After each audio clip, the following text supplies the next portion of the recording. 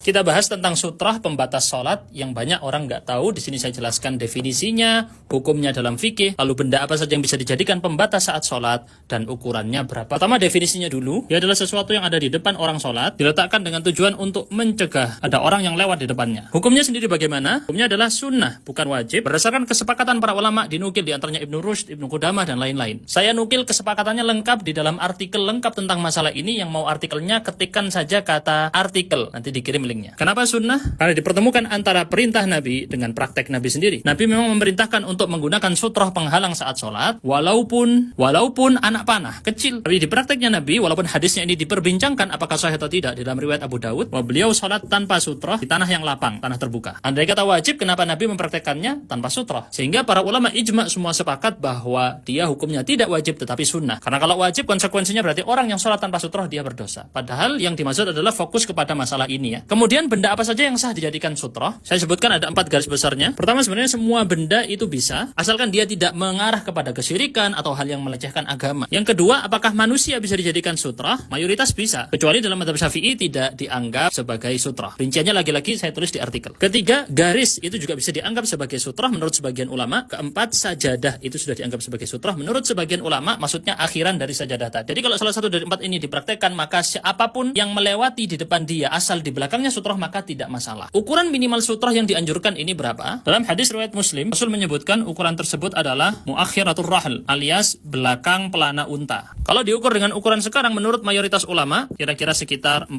sampai 50 cm. Kalau di dalam mazhab Syafi'i, maka sekitar 30 sampai 35 cm. Nah, kalau kita cocokkan ini penggaris 30 cm, ini botol kira-kira masih kurang ya. Mungkin sekitar 1,5 botol dalam mazhab Syafi'i. Kalau mayoritas ulama berarti 2 kali lipatnya botol. Ini botol ukuran normal biasa 600 ml ya. Dan materi penjelasan ini semua sebenarnya saya ambil dari buku berikut yang ada di jilid 24. Teman-teman wakafkan buku ini, Ensiklopedia Fikih Kuwait, dan sudah saya terjemahkan versi dengan lebih mudah lagi untuk difahami.